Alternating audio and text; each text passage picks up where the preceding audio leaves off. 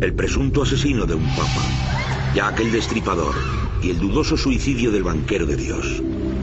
¿Qué sociedad secreta sospechan los teóricos de conspiraciones que está vinculada con estos tres sucesos sin relación aparente? Es un terreno muy fértil para las teorías conspirativas. Eso no fue un suicidio, fue un asesinato. Después de siglos de rumores, sospechas y escándalos, esta es una visión única al interior de la masonería. Entonces muere. Aquí se revelan ideas e identidades. Me llamo Mohamed Al-Khattab y soy masón. Las mujeres nunca han estado excluidas del todo. Me llamo Curtis S. Bong. Soy masón del Príncipe Hal.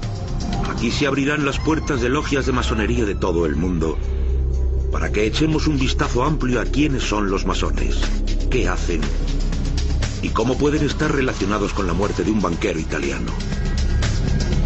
Eso fue el intento de una logia masónica por apoderarse de un país moderno.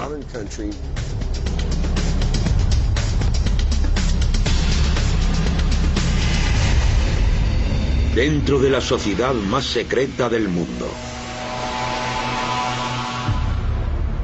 Vamos en busca de la verdad. Desde que la masonería moderna nació en Londres hace casi 3 siglos, ha sido caldo de cultivo de teorías conspirativas.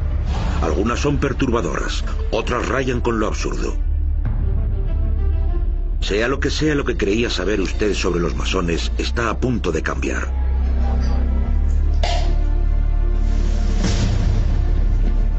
Para separar los hechos de la ficción, oiremos a todos los bandos. Desde escépticos como el periodista Conrad Garinger, Por una parte me gustaría que saliera a la luz y se defendiera más verbalmente, hasta el escritor David Southwell, que examina teorías conspirativas. En muchos sentidos, gran parte de los cultos que funcionan en la actualidad son en realidad hijos bastardos o nietos bastardos de la masonería.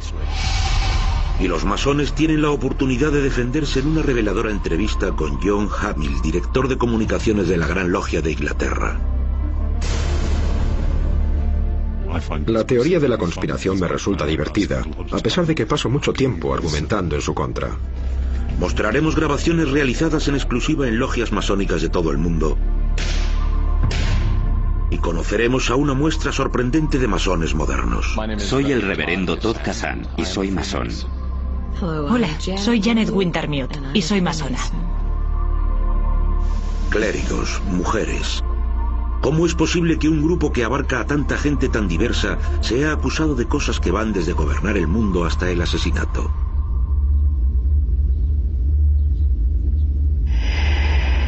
El 18 de junio de 1982, el puente de Blackfriars en Londres se convirtió en el escenario de un asesinato misterioso que colocó a los masones en la línea de fuego. Un descubrimiento sombrío hecho al amanecer. El cuerpo de un caballero bien vestido hallado colgado debajo del puente. Su cartera estaba atiborrada de dinero. Llevaba un pasaporte falso y los bolsillos llenos de ladrillos. Las circunstancias, claro, fueron bastante extrañas. Soy Rupert Cornwell y no soy masón. En 1982, el periodista británico Rupert Cornwell estaba en Roma trabajando para el Financial Times. Cuando identificaron al cadáver como a Roberto Calvi, banquero italiano de 62 años, supo que se trataba de una noticia importante. Cuando descubrieron a Calvi, la reacción fue de sorpresa. No tanto porque estuviera muerto, ya que mucha gente pensaba que era probable que para entonces ya hubiera muerto, como porque las circunstancias de la muerte eran bastante increíbles. En los bolsillos llevaba mucho dinero en distintas monedas, lo que hacía pensar que estaba huyendo.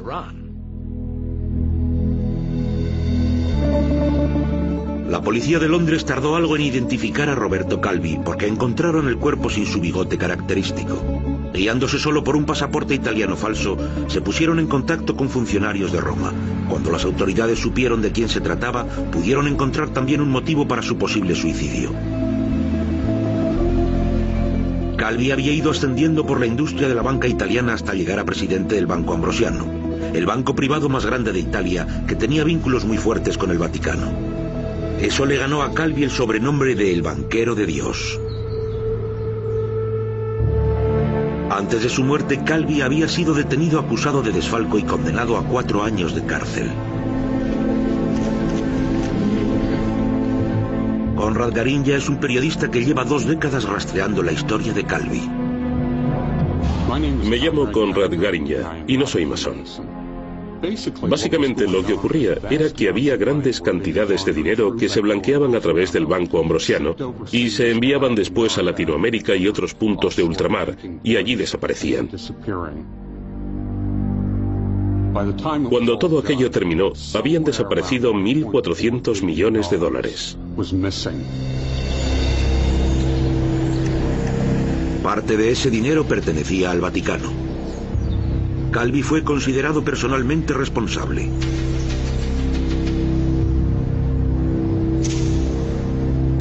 En la primavera de 1982, Rupert Conwell tuvo ocasión de conocer a Calvi muy poco antes de su muerte. Fui a su banco y me dijeron que esperara. Vi a otras personas y luego me dijeron que el presidente del banco me recibiría y me llevaron a las entrañas del banco. Estaba muy oscuro y había muchos corredores largos de mármol. Creo que todo era gris. Me llevaron a una habitación lateral que parecía casi una sala de espera y allí, sentado detrás de un escritorio, estaba él. Tenía un tic en el lado izquierdo de la boca que le hacía subir y bajar los labios sin cesar, y tamborileaba todo el tiempo con los dedos en la mesa. Decía que iban a por él, pero no especificó quiénes eran. En realidad no me dijo nada, pero ese hombre me causó una impresión que no he podido olvidar. Era un hombre muy asustado, que se sentía acosado, y creo que era muy consciente de que posiblemente el fin estaba cerca. Las autoridades dictaminaron muerte por suicidio. Pero su hijo Carlo, en una entrevista, habló contra la corrupción que consideraba la causa raíz de la muerte de su padre. Me llamo Carlo Calvi. Soy hijo de Roberto Calvi y no soy masón. Hay 2 vertientes en esto. Una es, por supuesto, la personal, porque yo estaba muy unido a mi padre. Pero la otra es un asunto público, que es emblemático del papel que tienen los grupos de presión a la hora de corromper instituciones. Casi 20 años después de la muerte de Calvi podría haber pruebas nuevas que lo cambiaran todo. David Southwell, escritor de teorías conspirativas, ha escrito sobre el caso Calvi. Me llamo David Southwell y en la actualidad no soy masón. El modo en que su familia ha luchado por obtener justicia es una gran historia de interés humano. Lo que en su momento parecían alegaciones muy paranoicas han resultado ser completamente ciertas. Estas alegaciones son las de que Calvi fue asesinado, y algunos teóricos de conspiraciones achacan su muerte a los masones.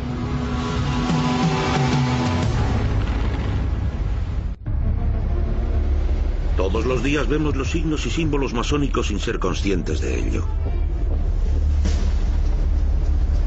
La masonería es la sociedad secreta más grande del mundo, posiblemente de la historia del mundo. Millones de miembros por todo el planeta. Hay quien remonta las raíces de la masonería a los caballeros templarios en el siglo XII. Otros sostienen que la masonería moderna empezó en Londres en 1717, cuando James Anderson publicó el Libro de las Constituciones.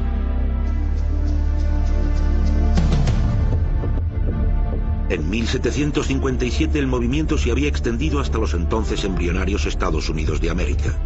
Pero fue durante el siglo XIX cuando la masonería se expandió en serio.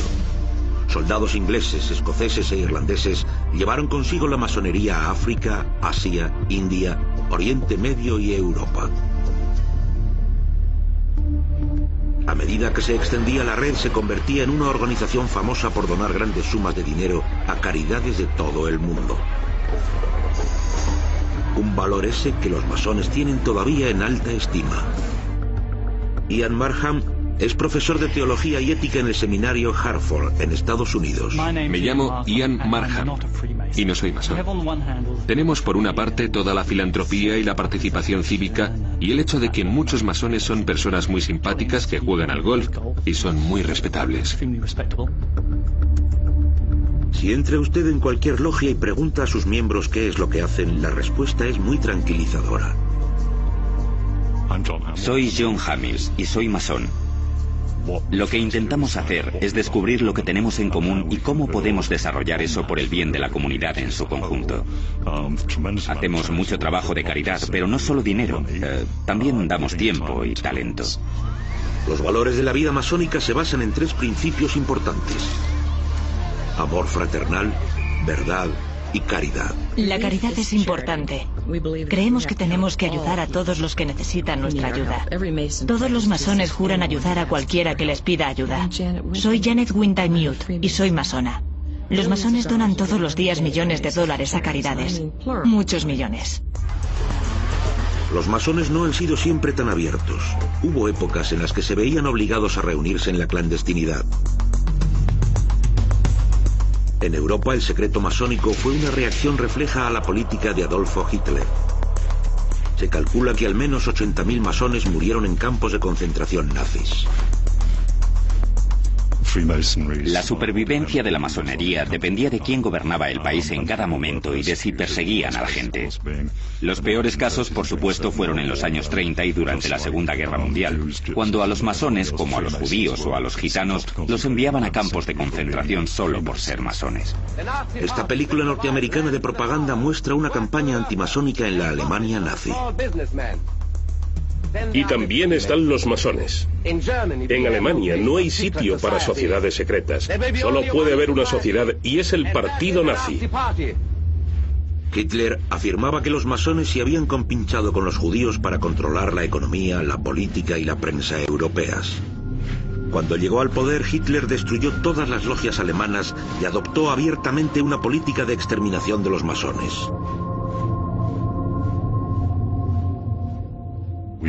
Pasamos un periodo que empezó justo antes de la Segunda Guerra Mundial, en el que nos apartamos de la sociedad. Habíamos sido muy visibles en las comunidades locales, hasta que llegó la guerra, y todo el mundo se volvió muy secretivo. Curiosamente, la regla del secreto, que era lo que despreciaba Hitler, fue lo que los salvó.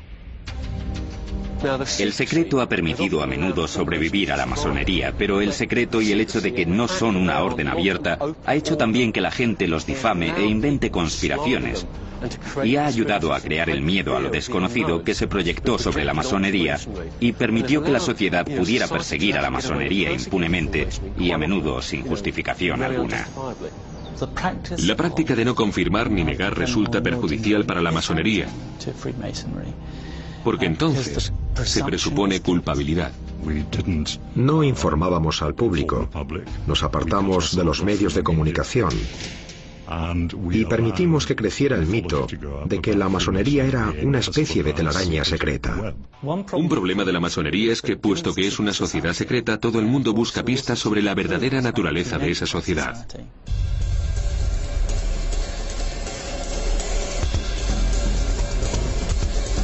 Su inclinación por el secreto les estalló en la cara cuando fueron acusados de tomar parte en una de las muertes más famosas del siglo XX, la de Roberto Calvi, el banquero de Dios. La prensa sensacionalista hizo su agosto cuando descubrió que Calvi había sido miembro de una secta secreta que al parecer tenía vínculos con una logia masónica extinguida conocida como la P2.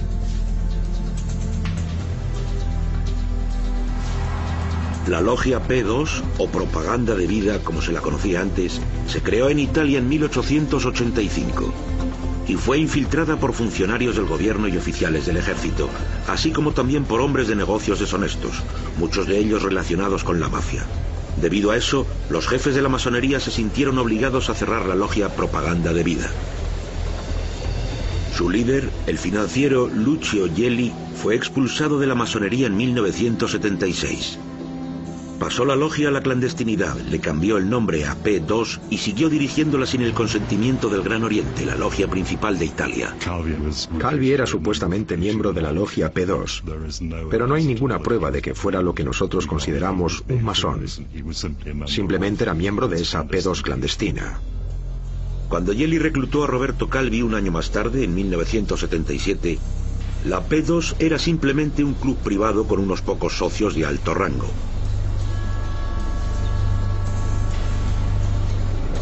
A nivel global, la masonería está supuestamente al mando de la Gran Logia de Inglaterra, pero hay grupúsculos como la P2 que actúan con independencia y a los que la Gran Logia no reconoce. Con al menos 5 millones de miembros a nivel mundial y una cantidad asombrosa de logias independientes, es de entender que no todo el mundo cumple las mismas normas. Las logias masónicas de todo el mundo están intentando conseguir más miembros. Aquí, masones en potencia asisten en una logia de Washington a una conferencia que da Akam Elias. La masonería no es algo en lo que uno entre. Uno no entra en la masonería. Uno se vuelve masón. Es acogido y aceptado en la fraternidad. Pasar a formar parte de esta fraternidad no es una decisión que deba tomarse a la ligera. Me llamo Justin Poltak y todavía no soy masón. Hace ya un tiempo que me interesa la masonería y he investigado en Internet durante 6 meses. La masonería no es para todo el mundo. ¿Es elitista? No, no lo es. ¿Es selectiva? Por supuesto que sí. ¿Por qué es selectiva? Porque tenemos ciertos criterios que una persona debe satisfacer para poder ser iniciado en la masonería. Por lo que a nosotros respecta, un ateo no es bienvenido en nuestra logia. Exigimos que una persona crea, tenga fe en una deidad. No preguntamos en qué religión cree, pero la creencia en una deidad es un requerimiento para iniciarse en la masonería. Justin cree que los valores de la masonería complementarían su sistema de creencias. Básicamente lo que he leído y me ha atraído sobre la masonería tiene mucho que ver con reforzar tu carácter y hacerte parte de una comunidad que es más grande que tú. Mientras a los jóvenes como Justin se les alienta a entrar en la comunidad masónica tradicional, a las mujeres que suman el 50% de la población, no. Todos los grupos masónicos femeninos siguen sin ser reconocidos por las principales logias masculinas, pero su número va en aumento. Tenemos 2 grandes logias de mujeres en Inglaterra y Gales y, por lo que sabemos, funcionan en nuestros términos. Siguen los mismos principios, hacen las mismas ceremonias, usan la misma parafernalia que nosotros y hacen mucho trabajo caritativo. Les gustaría que las reconocieran formalmente, pero no quieren venir a nuestras reuniones, ni que nosotros vayamos a las suyas. En Norteamérica, eso no ha impedido que las mujeres exijan el derecho a usar delantales como hacen los hombres. June Lennon, de Atlanta, Georgia, es parte de un experimento llamado comasonería, donde tanto hombres como mujeres son bienvenidos. Soy June Elizabeth Lennon, masona de Atlanta, Georgia. La experiencia de tener hombres y mujeres trabajando juntos en la misma logia es valiosa porque ves el yin y el yang. Ves el negro y el blanco. Ves la opinión masculina como opuesta a la opinión femenina. Mi creencia personal es que hay una diferencia entre los sexos. Pensamos de forma diferente. Y también están las hermandades masónicas secretas que prohíben la entrada a los hombres. Susan González es miembro de la Logia Universalis de Nueva York, una organización que se inspira en ritos antiguos que empapan la masonería moderna. Soy Susan González, mujer masona, Nueva York. Las mujeres han utilizado ritos místicos antiguos durante miles y miles de años. Y la masonería tomó prestados esos símbolos juntos con sus símbolos operativos. Las mujeres nunca han sido excluidas del todo de ese proceso. Así que yo no lo veo como algo que hemos copiado. Lo veo más bien como una evolución. Mucha gente estaría de acuerdo en que las logias masónicas hoy en día deben su herencia a la que empezó en 1717, cuando se unieron 4 logias en el distrito banquero de Londres para formar lo que se conoce hoy como la Gran Logia de Inglaterra. Se reunieron en un pub llamado El Ganso y la Parrilla y se bautizaron como masones para diferenciarse de los demás clubs de caballeros de la época. 6 años más tarde tenían ya cientos de miembros, varias sucursales llamadas logias y una constitución escrita llena de normas oficiales, reglas y símbolos masónicos.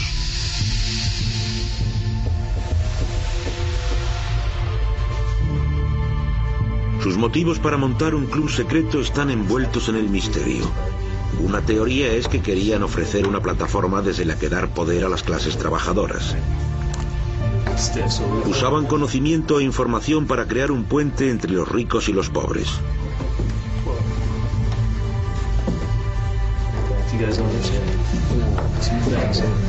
Y como las mujeres del siglo XVIII no habían entrado todavía en la vida obrera, en la época no se consideró extraño no incluirlas.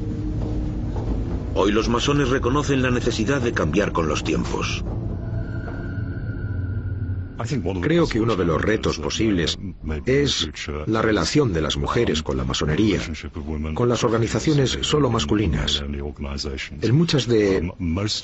En todas las grandes logias del mundo, los miembros son solo masculinos. No porque no les gusten las mujeres, o piensen que las mujeres son inferiores, sino porque ha sido así históricamente. La mayoría de las mujeres comparten no solo el simbolismo, sino también el proceso de iniciación y los niveles de estatus llamados grados. No obstante, no todas anhelan ser aceptadas por las grandes logias del mundo masónico masculino. Si entras en una logia masónica donde hay hombres en la habitación que no te quieren allí solo por ser mujer, tus probabilidades de trabajar la masonería de un modo apropiado son 0. Menos de 0. No se puede hacer. A las mujeres que se han hecho masonas no les interesa eso. No les preocupa que las reconozcan o no. En cuanto a lo de ser iguales a los hombres, ellas no consideran que la masonería tenga mucho que ver con una cuestión de géneros.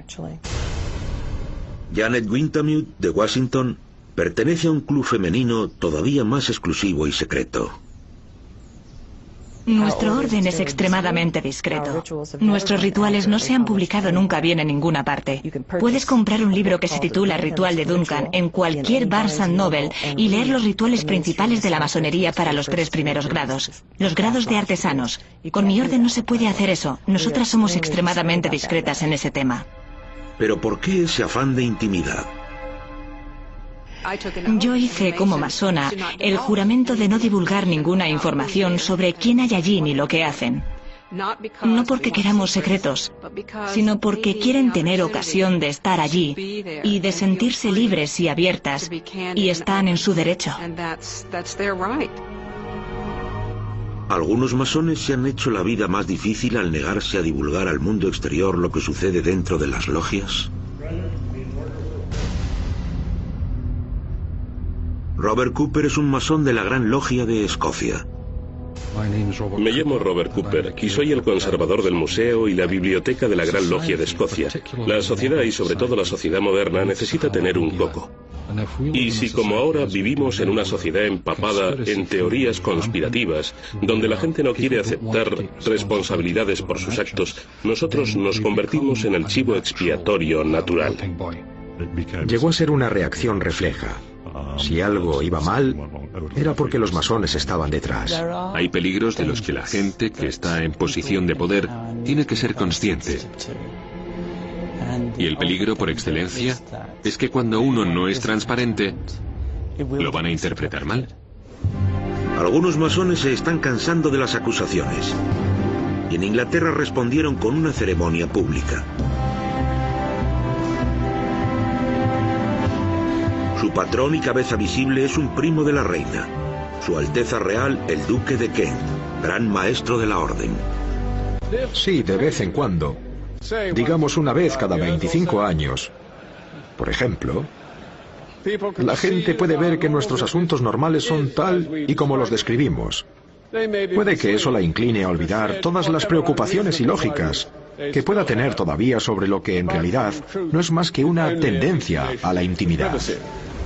Los masones también están abriendo textualmente las puertas al público en general, en un esfuerzo por demostrar que no tienen nada que ocultar. Es un buen ejemplo de lo secretivos que somos. Este es nuestro cuartel general en Londres. Recibimos más de 30.000 visitantes todos los años.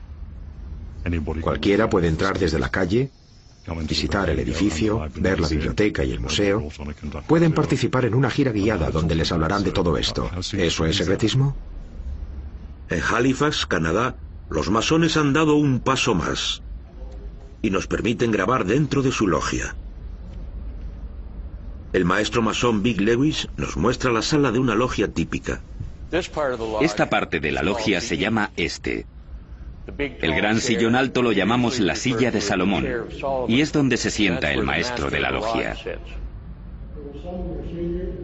Estos hombres no son actores, son masones de verdad. Esta reunión en concreto es para dar la bienvenida a un iniciado nuevo. Colóquense todos en sus puestos y pónganse la toga. Fíjense en que él está en 3 escalones que suben. Me gustaría decirle lo que significan esos 3 escalones, pero tendrá que hacerse masón para descubrirlo. Al comienzo de cada reunión, el maestro masón pregunta a todos los miembros que digan su graduación y propósito en la logia.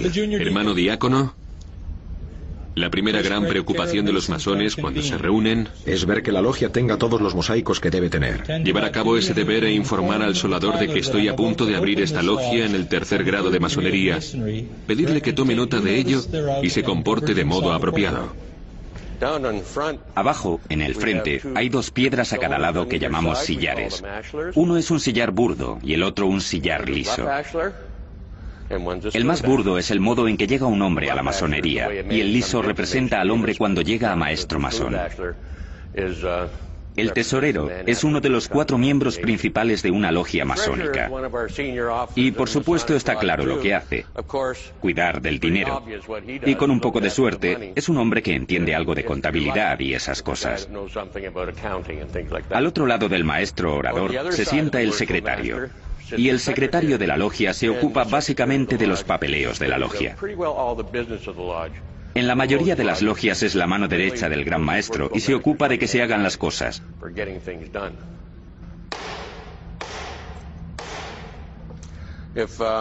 Si el gran maestro u otro de los maestros vienen de visita, es costumbre que el gran maestro ofrezca el mallete al visitante para que pueda dirigir la logia si lo desea. Mi hermano gran maestro, es un gran placer tenerte con nosotros aquí en la logia de Bunz esta tarde y un honor para mí entregarte nuestro martillo e invitarte a tomar asiento en la silla oriental del rey Salomón. Gran maestro, es un verdadero placer visitar una vez más la logia Bunz y sé que esta tarde tenéis mucho que hacer, así que te devuelvo el martillo para que podáis seguir con vuestro trabajo. Muchas gracias otra vez.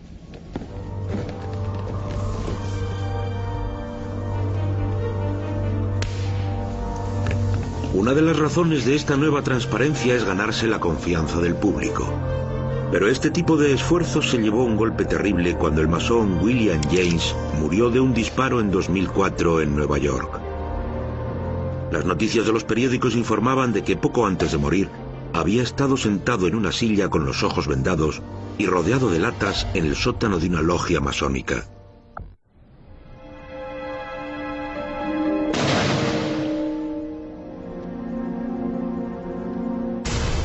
Stephen Bullock es historiador estadounidense y escritor sobre la masonería. Ha escrito sobre el disparo que mató al masón William James. Bullock no es masón. El club de artesanos al que se unía William James esa noche de marzo de 2004 es una organización que está relacionada con la logia, integrada por miembros de la logia, pero que no forma parte de la logia.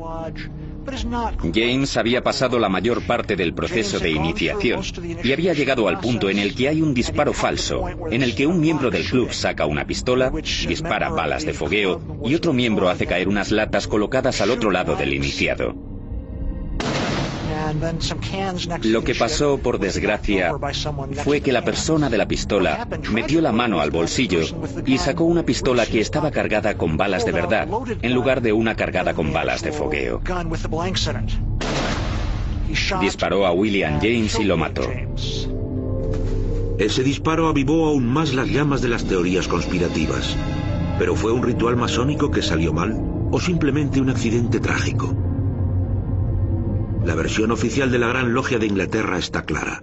Desgraciadamente hubo un accidente fatal, pero no fue en una reunión de una logia.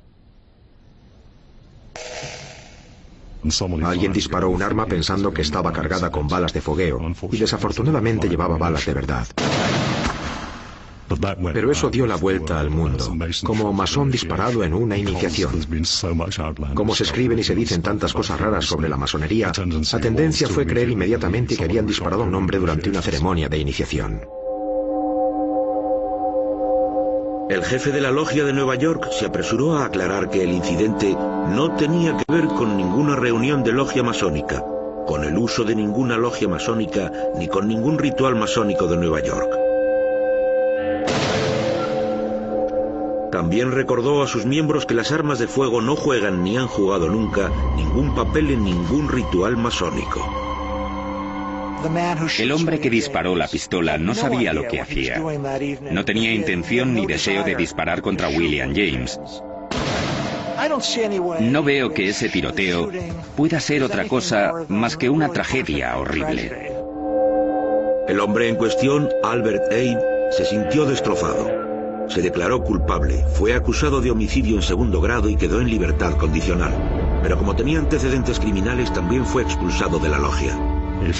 Si violas la ley y resultas condenado, o bien te suspenden temporalmente como miembro, o más a menudo que no, te expulsan por completo y no puedes volver porque has ido contra lo que nosotros creemos que defiende la masonería. Todas las logias masónicas auténticas, por muy particulares e independientes que sean, seguían por un código de honor que hace injustificable el asesinato. Por lo tanto, siguiendo esa lógica, en el caso de Roberto Calvi no se puede culpar a ningún masón auténtico de su muerte. Calvi era miembro de un club secreto llamado P2. La logia P2 tenía más de 900 miembros poderosos que iban desde jefes del servicio secreto italiano a banqueros, políticos y generales del ejército. Como presidente del Banco Ambrosiano, Roberto Calvi era un recluta apetecible para Lucio Gelli, líder de la P2. Lucio Gelli creó una lista de varios centenares de personas a las que tenía en el punto de mira. Hubo pruebas de que participó en chantajes usando archivos robados a los servicios secretos italianos. Tenía un plan que básicamente consistía en reconstruir el gobierno italiano siguiendo líneas más autoritarias.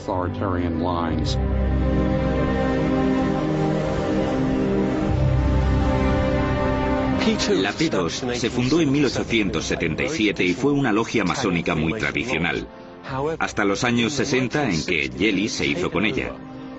Y cuando Gelli se infiltró en la organización, esta se convirtió en una logia masónica con otros planes.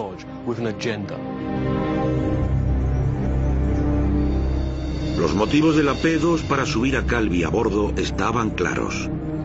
Tenían en mente planes más siniestros que requerirían grandes sumas de dinero.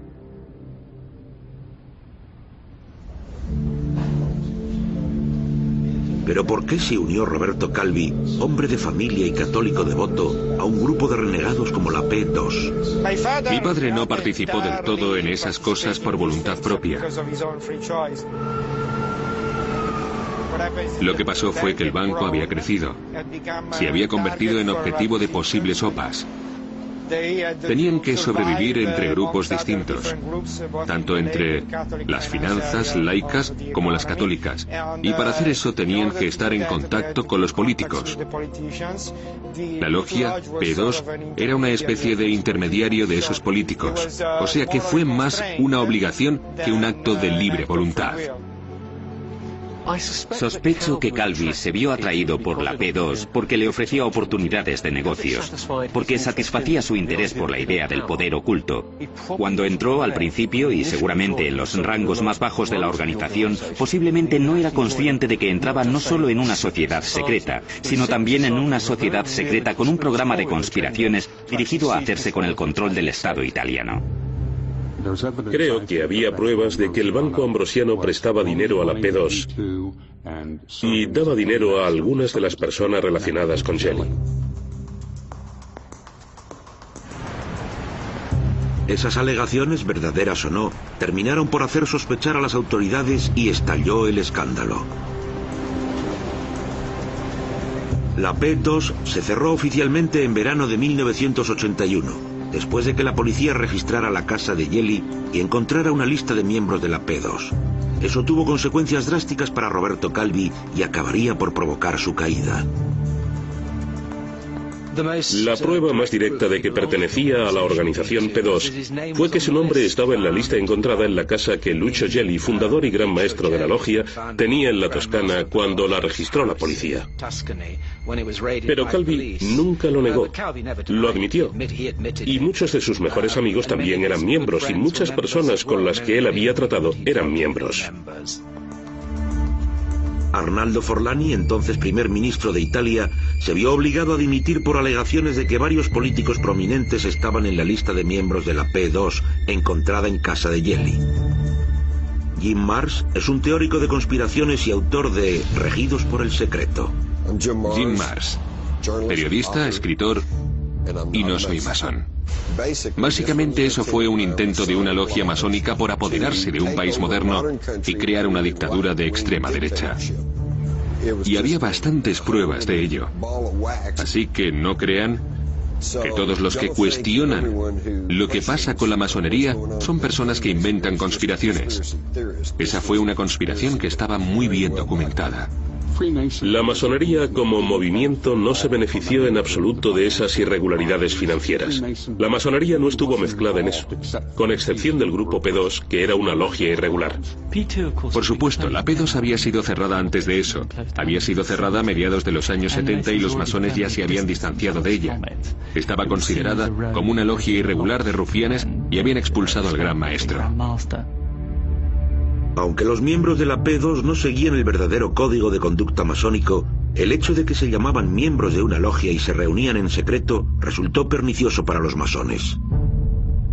En muchos sentidos, el caso de la P2 es lo peor que les puede ocurrir a los masones, porque aunque había sido una logia masónica, había sido infiltrada y regida por intereses externos que empezaron a usar la maquinaria de la masonería para sus propios planes. Y por supuesto, cuando estalló el escándalo, los masones hicieron el papel de chivos expiatorios en ese escándalo. En mi opinión, se ha exagerado mucho la conexión masónica. Personas malas se pueden apoderar de ideas buenas y de movimientos buenos y pervertirlos y usarlos con propósitos malos. Pero eso es porque somos seres humanos. Lucio Gelli podía haber montado otro grupo, podía haberse apoderado de un club de ajedrez y quizá habría hecho lo mismo. Aunque tal vez la masonería le resultaba más grandiosa y teatral y pensó que podía usarla para su causa particular. Algunas personas han intentado vincular el nombre de la P2 con un asesinato anterior, también en Italia, pero esa vez no de un banquero, sino de un papa. Si examinamos atentamente las circunstancias que rodearon la muerte de Juan Pablo I, hay elementos que sugieren que pudo no ser como nos la han pintado. A pesar de que Juan Pablo I solo fue papa durante 33 días, puede que su nombramiento resultara ser fatal para él. Una teoría bastante extendida es que pensaba investigar una organización secreta que acababa de descubrir que tenía vínculos con el Vaticano. La P2.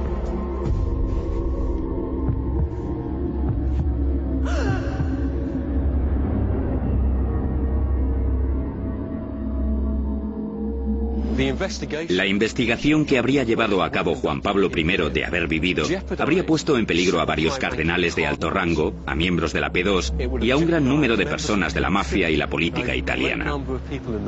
Y muchos ejecutivos italianos y miembros de la banca habrían visto amenazadas sus carreras y tal vez corrido el peligro de pasar muchos años en la cárcel si Juan Pablo I hubiera seguido adelante con su investigación. Así que es lógico que su muerte repentina e inesperada suscitara especulaciones de que podía haber sido asesinado para impedir que se produjera una investigación así. La causa oficial de la muerte fue un infarto. Lo embalsamaron al día siguiente de su muerte y no se le practicó ninguna autopsia. Rupert Cornwell, periodista británico que trabajaba en Roma en aquel momento, se muestra escéptico sobre la participación de la P2. La P2 no tuvo nada que ver con la muerte de Juan Pablo I. El problema de todo esto es que es un terreno abonado para inventar conspiraciones. Es fácil juntar cosas que no van juntas. Hay personas que creen que Juan Pablo I fue asesinado. Yo creo que no. Creo que era un hombre que se sentía abrumado por la importancia de su trabajo y que murió en su cama. Pero nadie sabe lo que pasó en realidad aquel día.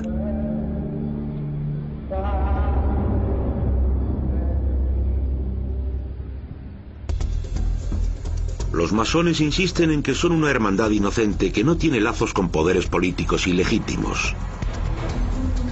Ha habido símbolos masónicos hasta en la toma de posesión de presidentes de Estados Unidos. Este es George Bush padre, jurando su cargo en enero de 1989. Millones de personas siguen este acto, pero lo que no ven es que la Biblia que sostiene Bush está llena de signos y símbolos masónicos. Es la misma Biblia que utilizó George Washington para jurar su cargo 200 años antes.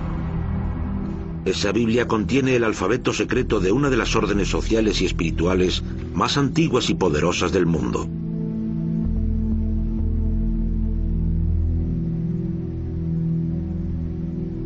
Una orden cuya lista de miembros ricos y poderosos ha contado con Franklin Roosevelt, Sir Winston Churchill y el rey de Inglaterra Eduardo VIII.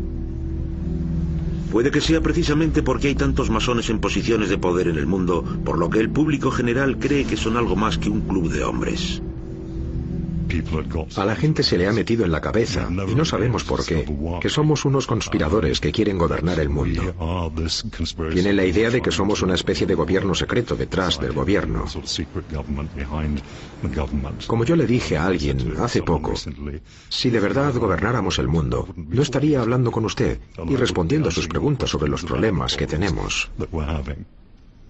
Pero no todo el mundo acepta su defensa de esas alegaciones. Internet ofrece una plataforma perfecta para navegadores escépticos como Kevin McNeil Smith. Dirige una página web que rastrea movimientos masónicos en todos los medios de comunicación. Me llamo Kevin McNeil Smith y no soy miembro de la masonería. Básicamente dirigen una banda. Son una banda de ladrones. Cogen dinero, se ayudan entre ellos, se nombran uno a otros, y la gente tiene que decidir si quiere que eso continúe. No está claro qué pruebas tiene McNeil Smith que apoyen sus afirmaciones, pero él cree que los masones son culpables hasta que se demuestre lo contrario. Al menos para un masón, esa concepción de la organización como gente obsesionada con el nepotismo y el favoritismo es poco más que una muestra de envidia mal dirigida. La gente que afirma que los han pasado por alto en un ascenso por no ser masones jamás ofrece pruebas de eso. Si fuera cierto, ¿no creen que ya lo habrían descubierto? La gente no quiere sentir que no sirve. Y si puede echarle la culpa a alguien de las cosas malas, reales o imaginarias, lo hará. Y hay que ser una persona muy fuerte para afrontar el hecho de que no ha sido aceptada para algo por algún motivo. Y por lo tanto, es más fácil señalar con el dedo. Es culpa de ellos, no mía. Pero los miedos van más profundos que eso. Las sospechas de corrupción entre funcionarios y policías no son nada nuevo, pero en el Reino Unido el aumento de la desconfianza del público llevó al gobierno a intentar conseguir que muchos masones declararan públicamente que lo eran. Por principio no tenemos ningún problema con eso, porque nos gustaría que nuestros miembros se mostraran orgullosos de ser masones y dijeran a la gente que lo son, siempre que no lo hagan para intentar conseguir las ventajas que la gente dice que tenemos. Pero creo que al señalar solo a los masones de entre todas las muchas organizaciones que hay, se lanza al público el mensaje subliminal de que hay algo preocupante en nosotros y por eso nos piden hacerlo. Esta investigación de 1998 iba contra la idea de que muchos funcionarios de alto rango británicos eran masones. Cuando hicieron esas encuestas, el Lord Chancellor, que dirige el sistema judicial, preguntó a los jueces y magistrados y menos del 5% de los jueces eran masones. Y eso incluía a un número de mujeres masonas. Y menos del 10% de los magistrados. Y eso tendría que haber acabado con muchas teorías conspirativas. Durante siglos muchos miembros del público se han mostrado impacientes por aceptar las teorías conspirativas sobre los masones. Esas teorías son alimentadas también por hombres como Kevin McNeil Smith, que cree que en el corazón del credo masónico están el poder y la ambición, no la honradez. He leído todos los documentos escritos por las iglesias, las distintas iglesias que han investigado este tema. Y la única conclusión a la que puedo llegar sobre la masonería es que es el sistema de control montado por Satanás para oponerse a la Iglesia. Para John Hamill, esa afirmación es ridícula y no puede estar más lejos de la verdad. La primera condición para entrar en la masonería bajo nuestra gran logia es la fe en Dios. Creemos que los masones deben tener una religión y practicarla. Y como resultado de eso parece que hemos logrado lo que muchos otros no han conseguido. Usted puede entrar en una logia en Londres y encontrará cristianos de distintas iglesias, judíos, hindúes, musulmanes, sikhs, reuniéndose juntos sin que se interpongan entre ellos diferencias por sus religiones. Las dos cosas de las que no podemos hablar en las reuniones masónicas son las dos cosas que dividen a todo el mundo. O sea, la religión y la política. Cuando entran en la logia se pide a los miembros que dejen sus ideas religiosas en la puerta y se concentren en la experiencia colectiva de lo que significa para ellos ser masón. Soy el rabino Randall Scotch y soy masón. Soy una persona religiosa y digamos que me gusta relacionarme con otros creyentes. Y hasta donde yo sé, la orden de la masonería es la única que enfatiza el creer en Dios. Y por eso encaja con mis creencias. O sea que en cierto sentido la masonería es un club sofisticado de hombres, pero un club en el que se comunican mediante rituales y dan la bienvenida a todas las religiones. Soy el reverendo Todd Kissam y soy masón. Ha sido un viaje fascinante por la alegoría y los símbolos, por la historia. Y como sacerdote anglicano, me gusta especialmente la invitación a compartir con otros hermanos de tantas otras fes diferentes. Eso ha sido increíble. Me llamo Mohamed El Katef y soy masón. Puede ser musulmán y masón al mismo tiempo. La masonería cree en todas las religiones. En el altar tenemos una Biblia y un Corán juntos. Ese aspecto religioso de la masonería, junto con su deseo de secreto, ha alimentado todavía más la especulación pública sobre lo que hacen en realidad sus miembros. El tipo de mente que tienen los miembros de un culto y los miembros de la masonería es casi una paranoia, una necesidad de guardar secretos, miedo a la presión de la gente, la sensación, una vez que has pasado la iniciación y estás dentro, la sensación de formar parte de algo que es más grande que tú solo, de ser leal a ese algo, de colocar la lealtad a eso por encima y más allá de los lazos y obligaciones sociales más normales. La cuestión es, una vez dentro, ¿estás más cerca de los centros de poder? Si hoy preguntas a un masón si en la masonería hay dos círculos, un círculo exterior grande de miembros que no saben cuáles son los objetivos verdaderos y un círculo interior, pequeño, de los que conocen los secretos más íntimos, te dirán que no. Porque si son miembros del círculo exterior, es cierto que no saben nada de la existencia del círculo interior. Y si son miembros del círculo interior, han jurado no revelarlo. Teorías conspirativas aparte, es hora de descubrir qué hacen de verdad los masones. El cuerpo de Roberto Calvi, miembro de la difunta logia masónica P2, fue hallado colgando debajo del puente de Blackfriars en Londres en 1982.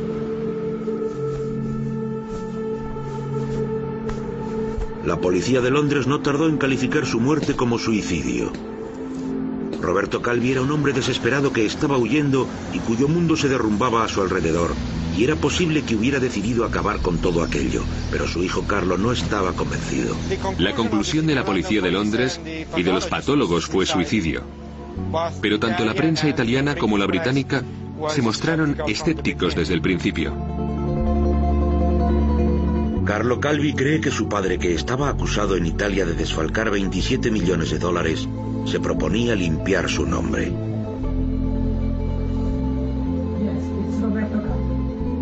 Sabemos que tuvo una serie de reuniones en Londres. Nos dijo que estaba trabajando y que volvería a Italia y declararía en el juicio, porque estaba acusado en un juicio en Milán.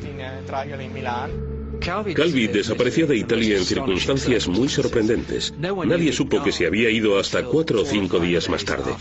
Era el hombre más buscado de Europa. Nadie sabía dónde estaba. Simplemente desapareció de la faz de la tierra. Por razones que no conocemos, terminó en Londres. Se escondió en Londres en un bloque anónimo de pisos.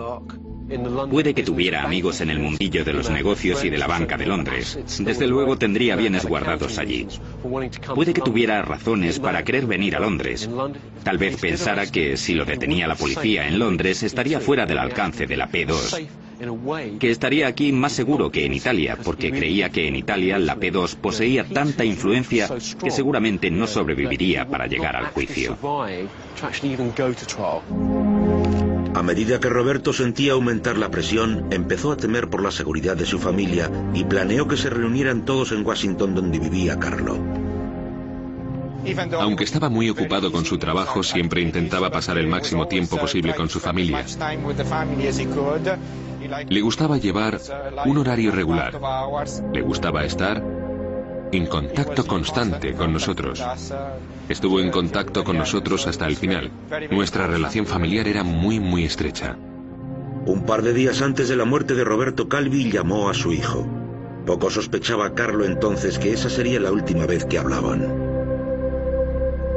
Estaba preocupado por su seguridad y no confiaba del todo en las personas que estaban con él. Pero aparte de eso, parecía bastante seguro de sí mismo. Al día siguiente, la hermana de Carlo se reunió en Washington con su madre y con él. Esperaron en vano una llamada de Roberto. Se suponía que llamaría ese día porque quería asegurarse de que mi hermana había llegado bien a Washington. Y de hecho, esa llamada no se produjo. Esa noche de verano de 1982, la familia reunida al fin recibía la trágica noticia. Estábamos muy unidos y cuando ocurrió eso fue muy traumático, sobre todo porque mi madre tuvo una crisis nerviosa y también estábamos bastante preocupados por nuestra seguridad. Carlo, que no estaba satisfecho con la investigación de la policía de Londres, contrató a investigadores privados que encontraron pruebas cruciales con las que consiguieron que el gobierno italiano exhumara el cuerpo de Roberto Calvi para examinarlo. Por fin, en 2002, 20 años después de su muerte, obtenían la respuesta que tan desesperadamente habían buscado. En el 83 dieron un veredicto abierto. Con el tiempo, al fin, hubo un caso civil que decidió a favor de nuestra posición, que había sido asesinato. En octubre de 2002, expertos forenses designados por jueces italianos descartaron la hipótesis del suicidio. Si observamos lo que hemos conseguido establecer ahora con la investigación científica forense de lo que sucedió aquella noche, vemos que él no subió aquel andamio.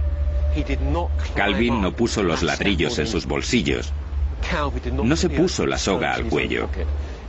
Aquello no fue un suicidio. Fue un asesinato. Pero lo que pasó aquellas últimas horas solo podemos suponerlo.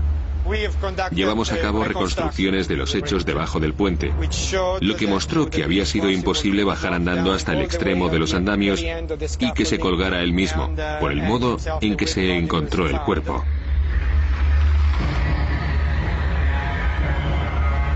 Además de eso, en los zapatos que llevaba Calvi no había rastros de orín ni de pintura. Su hijo Carlo tiene una teoría propia sobre cómo murió su padre.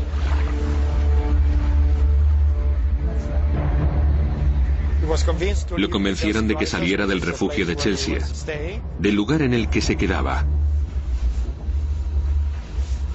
Y lo llevaron a una zona no muy lejos del puente.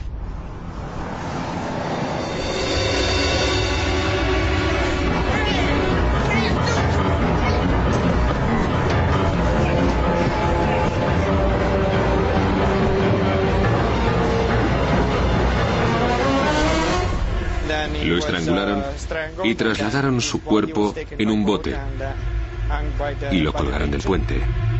Debido a todo el simbolismo extraño que rodeaba el hallazgo del cuerpo, muchos sospecharon que la relación de Roberto Calvi con la logia masónica conocida como P2 posiblemente tenía algo que ver con su muerte.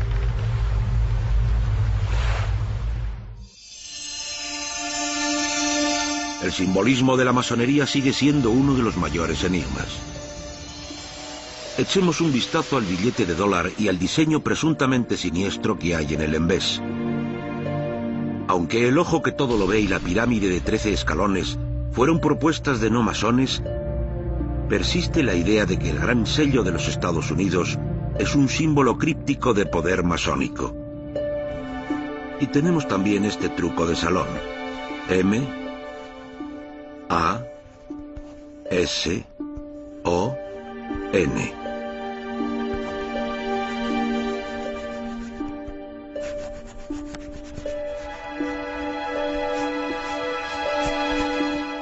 ¿Más pruebas de manipulación masónica? El cuartel general de la masonería de rito escocés en Norteamérica está en Washington.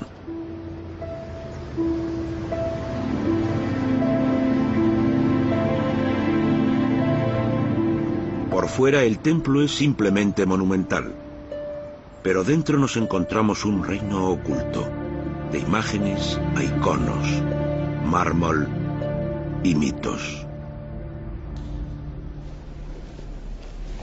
Estamos entrando en el espacio más importante en la masonería, la sala de la logia. Soy Akram Melais, un masón de Washington. La pieza central de la sala es el altar. En este altar, en cualquier logia que esté en funcionamiento, encontraremos el volumen de la ley sagrada. ¿Qué significa eso? Es básicamente una referencia a los distintos libros santos en los que crean los miembros de la logia. En la logia de mi madre, por ejemplo, encontrarán la Santa Biblia, las escrituras hebreas, encontrarán el Sagrado Corán de los musulmanes, encontrarán los libros de los que creen en Buda. En el altar es donde el iniciado acepta sus obligaciones como masón. Notará que hay tres, lo que llamamos tres luces menores aquí, alrededor del altar. Cuando el candidato se está iniciando, está oscuro, y cuando ve la luz, esas tres luces menores le ayudan a ver lo que hay aquí. El volumen de la ley sagrada y el símbolo universal de la masonería, la escuadra y el compás. El compás recuerda a sus miembros que deben dominar sus deseos y acompasar sus obras con un código moral. La escuadra representa honradez y justicia. Y la paleta simboliza la cimentación de vínculos y cómo se extiende el amor fraterno. En la masonería vemos la paleta como el instrumento que esparce la hermandad, que es el modo a través del cual podemos llegar a estar juntos con un grupo de hermanos. Respetar la religión de los otros y la opinión de los otros. La idea es esa. En el centro de todo ese simbolismo está la letra G. ¿Pero qué representa? La letra G representa al gran geómatro, el gran arquitecto del universo, que es el Ser Supremo, la inteligencia suprema, quien quiera o lo que quiera que sea eso, reflejando las creencias, las distintas creencias de la hermandad. Docenas de gestos crípticos y modos complejos de estrechar la mano permiten a los masones identificarse entre ellos y conocer el grado que ha alcanzado cada uno. Ecos de una era anterior a las tarjetas de negocios. Este sistema de identificación lo usaban en su origen los artesanos de la piedra, el cabildo de artesanos cuyo modelo copiaron los masones. El cantero que viajaba de una obra a otra, quizá de un país a otro, o que recorría cientos de kilómetros, que no sabía leer ni escribir, ¿cómo se iba a identificar para decir que era artesano de la piedra? Pues con un modo especial de estrechar la mano. Y ese cantero informaba así a otro de que él era cantero. Nosotros preferimos todavía estrecharnos la mano a usar un trozo de plástico o de papel. Los masones usaron los conocimientos de los canteros para construir dos pilares de piedra que siguen siendo la pieza central de todas las salas masónicas de reuniones del mundo. Pero si la masonería moderna y sus diseños arquitectónicos distintivos tienen su origen en 1717, con un grupo de caballeros en el pub El Ganso y la Parrilla, ¿cómo explicamos esto? Muchos argumentan que las raíces de la masonería moderna se remontan a mucho antes, y muy lejos de Londres. A solo 12 kilómetros de Edimburgo, capital de Escocia, se levanta la capilla de Roslin, una de las iglesias más famosas y misteriosas del mundo. Cuanto más de cerca miramos Roslin, más críptica se vuelve. Esto es mucho más que una simple iglesia. Es un museo de esculturas secretas y simbolismos extraños. Un enigma tallado en piedra.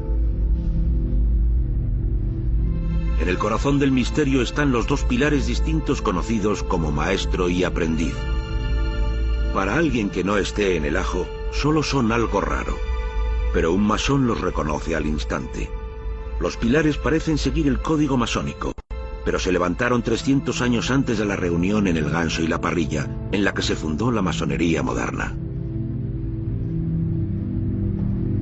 William Sinclair, constructor de la capilla, pidió a su maestro cantero que tallara un pilar muy elaborado.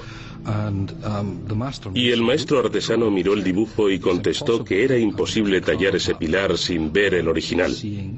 Dijo que no podía tallarlo a partir de un dibujo. Así que consiguió unas vacaciones.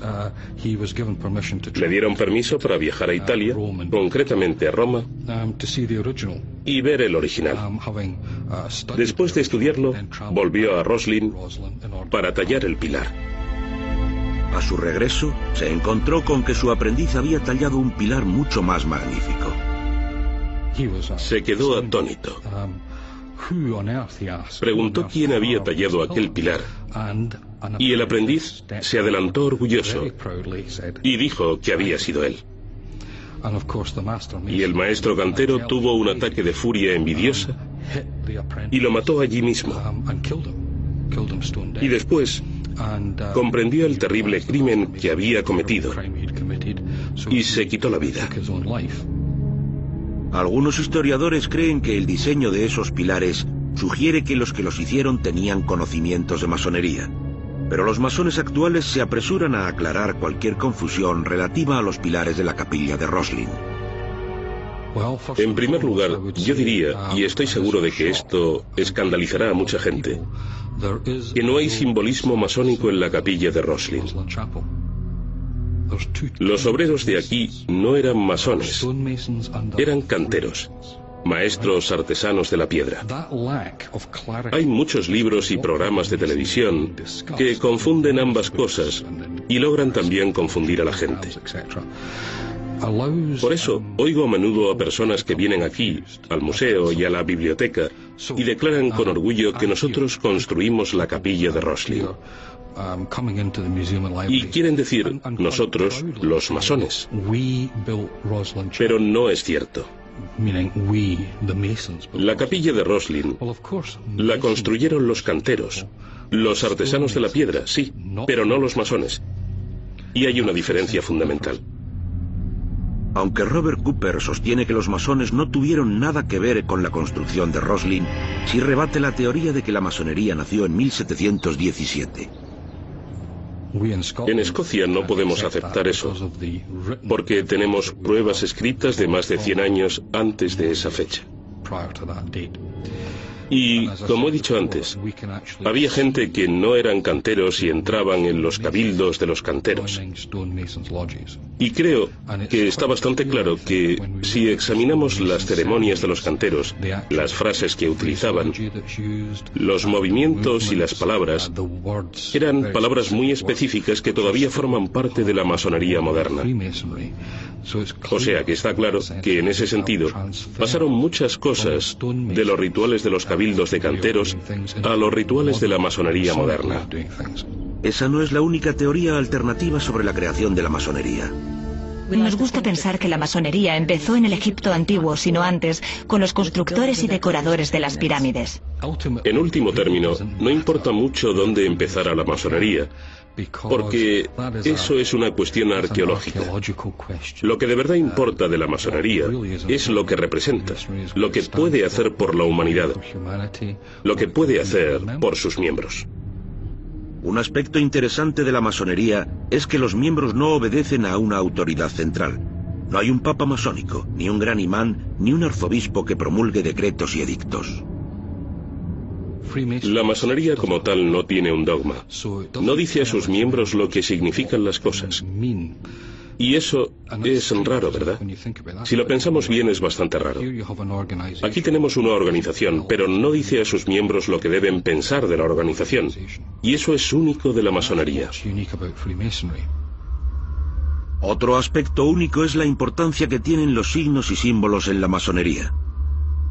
Pero los masones sostienen que ver símbolos masónicos en las pruebas que rodean la muerte de Roberto Calvi es ir demasiado lejos.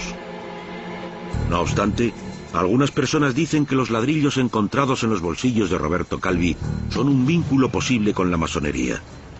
Y está también el propio Londres, el hogar espiritual de la masonería y donde nació la idea de esta hermandad secreta moderna. Y también el puente de Blackfriars, a solo una estación de metro de la Gran Logia de Inglaterra y desde donde se ve la Catedral de St. Paul, construida por masones bajo la supervisión del arquitecto más importante de la hermandad, Sir Christopher Wren. Roberto Calvi era miembro de la P2, una antigua logia masónica, y Friars, o frailes, era al parecer el nombre que se daban a sí mismos los miembros de la P2. Todo esto ha exacerbado la teoría de que los masones tuvieron algo que ver.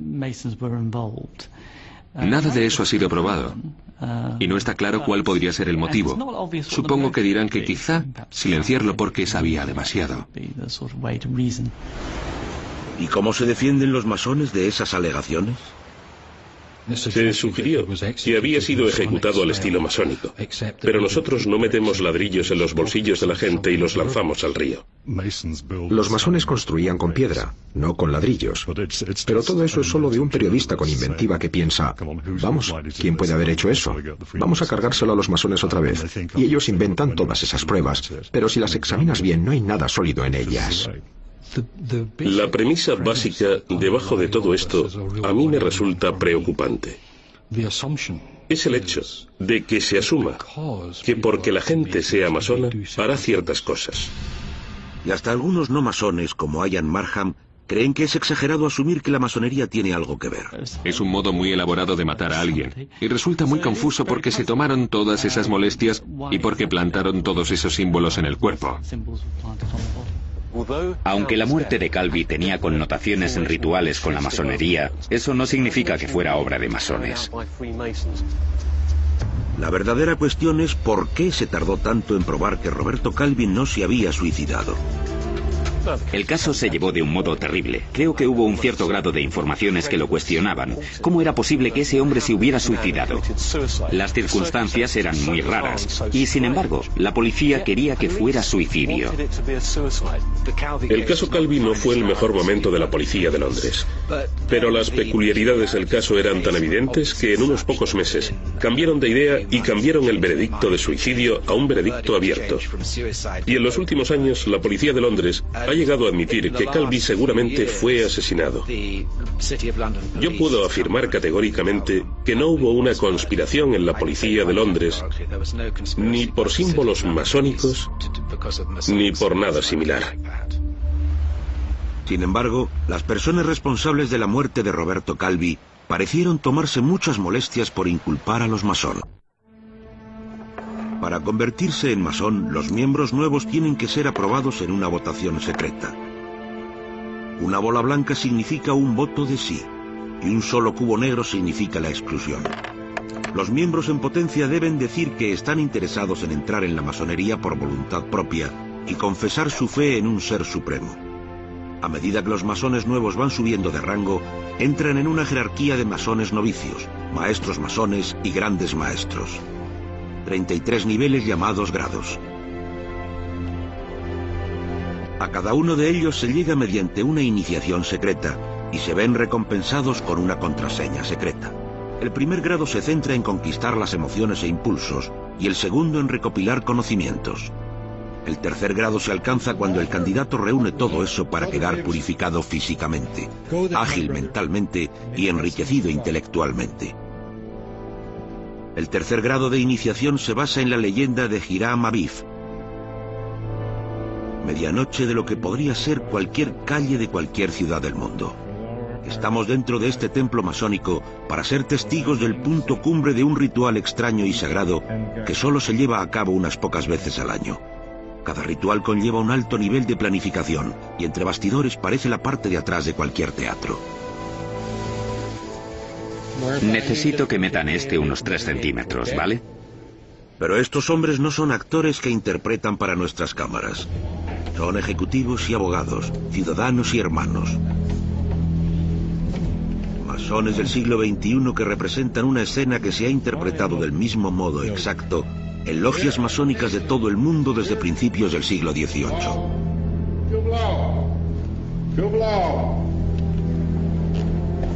Una escena que termina en un clímax escalofriante y una única palabra secreta.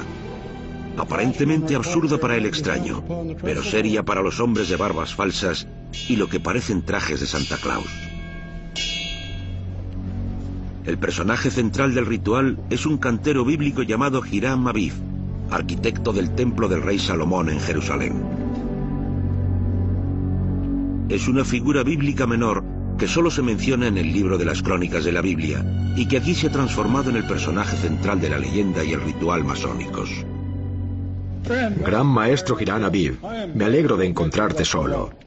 Es una oportunidad que llevo tiempo buscando. Me prometiste que cuando el templo estuviera terminado, nos dirías la palabra de un maestro cantero. Se le acercan 3 obreros más jóvenes conocidos como Yúbala, Yúbalo y Yúbalum, que le exigen la contraseña que creen que les dará sabiduría y poder.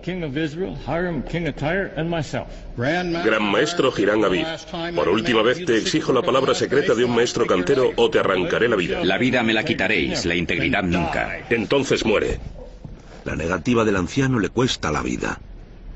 Gran maestro Hiram Aviv, te he oído cavilando con Júbala y Júbalo. De ellos has escapado, pero de mí no podrás. Yo soy Júbalum. Lo que yo prometo lo cumplo.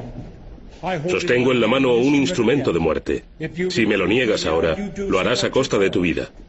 Te digo que me des la palabra secreta de un maestro cantero. No lo haré. Exijo que me des la palabra secreta de un maestro cantero. No puedo. Gran maestro Hiram Aviv, por tercera vez, exijo que me des la palabra secreta de un maestro cantero. Tus exigencias son vanas. Espera a que el templo esté terminado y haré lo posible por servirte. Entonces muere. Hiram Aviv personifica los valores a los que aspiran todos los masones en su búsqueda por convertirse en maestros masones.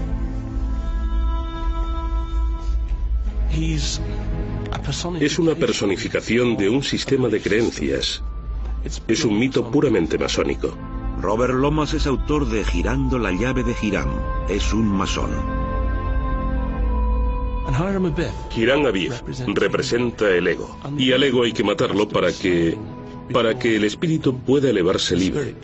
O sea que uno tiene que aprender a controlar su ego. Y es un ritual muy dramático. Entonces muere. El mítico arquitecto sufre una muerte dolorosa. Según la leyenda, el rey Salomón se entera de que su maestro cantero ha sido asesinado. Me temo que la palabra del maestro se ha perdido, ya que recordarás que acordamos entre el gran maestro Hiram Aviv, tú y yo, que la palabra secreta de un maestro cantero no se revelaría nunca, a menos que estuviéramos los 3 presentes y accediéramos a ello. Uno de los 3 ya no existe. La vieja contraseña de un maestro cantero ha muerto con Hiram Aviv. Yo ofreceré otra palabra, que será usada para regular todas las logias de maestros canteros hasta que la sabiduría de generaciones futuras descubra y saque a la luz la verdadera palabra. Ahora el rey Salomón crea una palabra nueva, palabra que ningún masón de esta reunión quiere pronunciar ni ante la cámara ni fuera de ella. De todos los secretos de la masonería, no hay ninguno tan protegido como una palabra de 4 sílabas, la contraseña para pasar al 3er grado, el grado de maestro masón.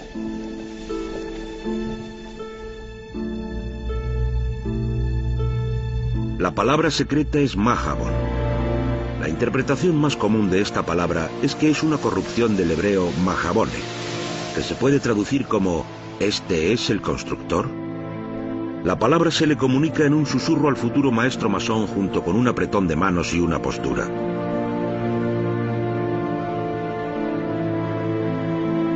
Aunque es fácil encontrar esta palabra secreta en internet o en un libro de referencia, su verdadero significado solo lo conocen los que están iniciados en los misterios masónicos. Para los masones, lo que importa no es la palabra en sí, sino la lección moral de tener y guardar un secreto y el respeto por aquellos que han ganado su sabiduría. Este ritual se llama de 3er grado. En esta ceremonia de iniciación para todos los miembros nuevos, el candidato interpreta el papel de Hiram Aviv. Al candidato le vendan los ojos y lo guían por la sala de la logia. No le han dicho lo que puede esperar y su miedo es muy real. Los masones se enfrentan a él y le exigen la palabra secreta de un maestro cantero. El guía del candidato contesta por él. Este no es el momento ni el lugar para darte palabra de un maestro cantero. Espera hasta que el templo esté terminado y, si te encuentro digno, la recibirás. Si no, no puedo dártela. A mí no puedes hablarme de tiempo ni de lugar. Dame la palabra de un maestro cantero o te arranco la vida. No te la daré. ¿No me la darás? Dame la palabra secreta del maestro cantero en este instante o te arranco la vida. No te la daré. Entonces muere. Es un ritual maravillosamente poderoso, y es el ritual. La enseñanza básica de la masonería es enseñarte a conocerte a ti mismo. Y cuando interpretas el papel de Hiram Aviv, es el modo más dramático de aprender lo que eres. ¿Cuáles son tus miedos más profundos? Gran maestro Hiram Aviv, me alegro de encontrarte a solas. Tienes que afrontar tu miedo a la disolución. Entonces muere. El miedo de que no vas a sobrevivir para siempre. En el tercer grado, afrontas tu mortalidad. Y Hiram Aviv es el personaje que muere por ti. Para los masones la lección es evidente. El secreto de la hermandad se lleva a la tumba. Esos dramas forman una parte importante del simbolismo masónico. A Robert Cooper le preocupa que la gente se los tome demasiado al pie de la letra.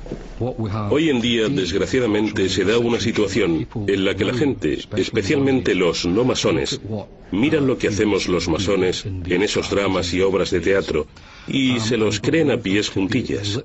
Y por supuesto, no son verdad. Y ahí es donde incurren en errores bastante graves, puesto que es imposible intentar probar algo que nunca se diseñó para que fuera cierto. Entonces muere. La disposición del público a creer que los masones son capaces de llegar a grandes extremos por proteger sus secretos los lleva a acusarlos de un delito mucho más terrorífico. Una de las cosas que nos han achacado y nos siguen achacando de vez en cuando es la saga de Jack el Destripador.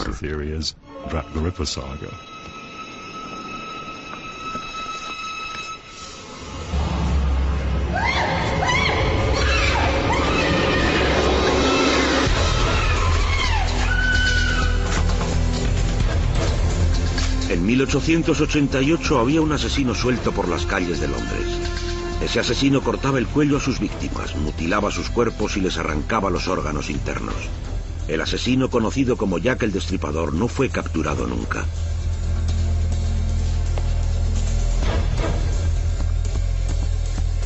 Philip Hutchinson es guía de la zona de Jack el Destripador, pero no es masón. El 30 de septiembre de 1888 a la 1:44 de la mañana encontraron el cuerpo de Catherine Eddowes en un rincón de la Mitre Square, la plaza Cortabón. Las mutilaciones de su rostro y su cuerpo eran horribles. La gente ha vinculado desde entonces ese hecho con la masonería. Primero de todo, dicen que las dos V's invertidas cortadas en las mejillas, si se colocan juntas, pueden formar una M de masón. En segundo lugar, el nombre de la plaza, Cartabón. Para algunos está claro que tanto el Cartabón como el cuadro de la plaza son símbolos masónicos. Hay cierto número de escritores que han afirmado que eso fue una conspiración masónica por distintas razones, pero generalmente una conspiración para preservar el status quo. Y si no bastara con las pruebas circunstanciales que vinculan a la masonería con los asesinatos, otros descubrimientos trágicos avivaron aún más la teoría de la conspiración masónica. A las 2:55, solo 1 hora y 10 minutos después del asesinato de Catherine Eddowes en Mitre Square, el policía Alfred Long caminaba por la calle Goldstein y se encontró medio delantal blanco. Jack lo había arrancado del cuerpo y usado para limpiar el cuchillo y limpiarse las manos mientras huía del lugar del asesinato. Pero fue lo que encontró al lado del delantal lo que más ha contribuido a alimentar la leyenda. Al parecer, había una inscripción en la pared, y era algo del estilo de que los culpables eran los Jewish, los judíos.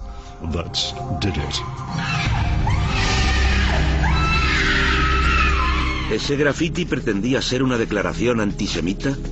¿O la palabra Jewish podía tener un significado para los masones? En los rituales masónicos estadounidenses, en una de las ceremonias, hay una referencia a un grupo de 3 personas que se llamaban Jubala, Júbalo, Jubalum. Esos 3 hombres eran los que mataban a Hiram Abif en el ritual del tercer grado masónico. Y surgió la teoría de que se conocía a los 3 juntos como los Yues, las Jotas en inglés, lo cual sugería que el asesino tenía conocimientos masónicos. Según un libro que salió en 1975, El Archivo Destripador, esos 3 hombres, Jubala, Jubalo y Jubalum, se conocían conjuntamente como los Yues, que se podían considerar también como la palabra judíos mal escrita. En la historia masónica, esos 3 hombres se conocen en realidad como los rufianes.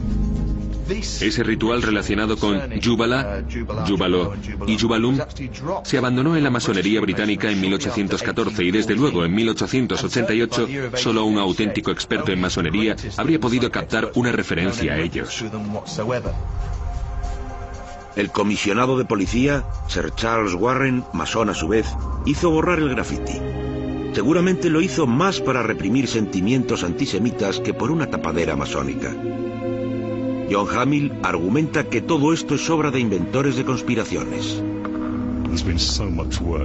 Se han hecho tantos trabajos sobre eso que hasta los más expertos en Jack el Destripador, con excepción de algún lunático, aceptan que es una teoría conspirativa que no tiene ninguna base histórica. Todo lo que han leído sobre los vínculos de los masones con Jack el Destripador es pura ficción. Aunque parece no haber vínculos de la masonería con ninguno de los crímenes de Jack el Destripador, ni con las subsiguientes tapaderas policiales, todavía quedan personas que insisten en que los masones participaron en el asesinato de Roberto Calvi. Hay una comparación interesante entre el caso del Destripador y el caso Calvi, y el modo en que reaccionó la gente. Con Calvi todo el mundo asumió, por el modo en que lo encontraron, y por sus antecedentes y el hecho de que lo perseguía la mafia, lo perseguía la policía italiana, faltaba una gran cantidad de dinero del banco. Todo el mundo asumió, y desde luego lo parecía, que era un suicidio. Pero unos meses después del suceso, la gente empezó a dudar de si era un suicidio. Mientras que en el caso del Destripador, el elemento masón entró en escena enseguida. ¿O son los masones otra vez? Las teorías conspirativas como las de Jack el Destripador o la de Calvi hacen daño a los masones. Alimentan el recelo de la gente hacia una organización que se reúne en secreto y mantiene sus prácticas en silencio. Pero no hay pruebas reales de participación de la masonería en la muerte de Calvi. No creo que los masones en general tuvieran nada que ver con eso. Lo que no significa que el que perpetuó el asesinato, suponiendo que fuera asesinato, no intentara que pareciera que fuera obra de los masones. Pero yo personalmente creo que no. No creo que los masones tuvieran nada que ver con eso.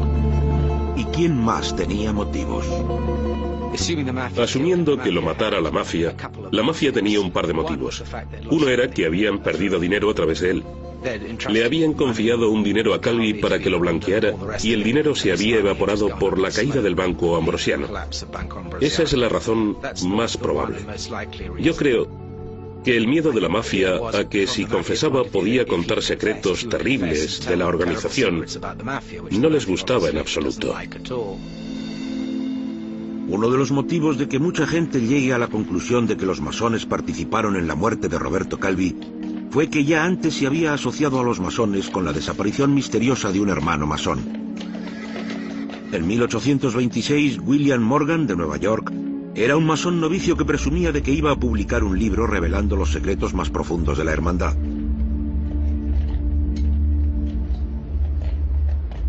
Fue encerrado en una celda por robarle presuntamente la camisa y la corbata a un hombre y por no pagar una deuda de $2.69.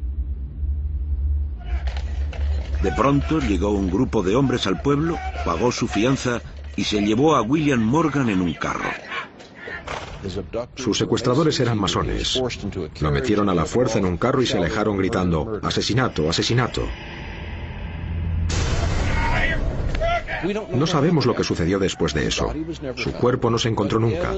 Pero a medida que el suceso se iba hinchando, la gente empezó a pensar: un momento, esto es un grupo dentro de un grupo, un gobierno dentro de un gobierno. Hombres que actúan entre bastidores, asesinando a quien les place. ¿Qué están haciendo? Y así fue como, partiendo de un hecho no autorizado, llevado a cabo por masones de Batavia, Nueva York, se extendió una ola de antimasonería por todo el país. A medida que aumentaba la histeria, las 228 logias masónicas de Nueva York se reducían lentamente hasta quedar solo 45. Se fundaron periódicos que eran periódicos antimasónicos, y su objetivo era revelar los tentáculos diabólicos que la masonería había extendido por la sociedad y que utilizaba para estrangular la... No sé bien qué era lo que se suponía que estrangulaban los masones. ¿La libertad de expresión? Tal vez. No sé qué. Pero los masones hacían cosas muy malas. Muchas de las concepciones erróneas sobre los masones proceden de libros antimasónicos. Y nadie más inventivo que Leo Taxil, escritor y uno de los grandes creadores de mentiras masónicas de todos los tiempos. Ha habido mentiras increíbles, como la que se inventó Leo Taxil en el siglo XIX, cuando fabricó una conspiración terrible sobre masones que trabajaban para apoderarse del mundo en coalición con el demonio. Taxil entró en una logia masónica en 1881, pero fue expulsado rápidamente por sus repetidos encontronazos con la ley por acusaciones de plagio. Entonces dedicó su talento literario a luchar contra la masonería, escribiendo un libro en el que afirmaba que los masones realizaban orgías sexuales, asesinatos rituales y que incluso adoraban al diablo.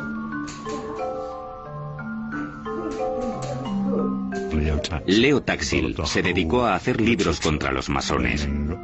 Los acusaba de anticlericales. Afirmaba que sus ceremonias eran como misas satánicas. Y cuando la gente empezó a investigar, montó un encuentro público y dijo: lo siento, amigos, les he tomado el pelo.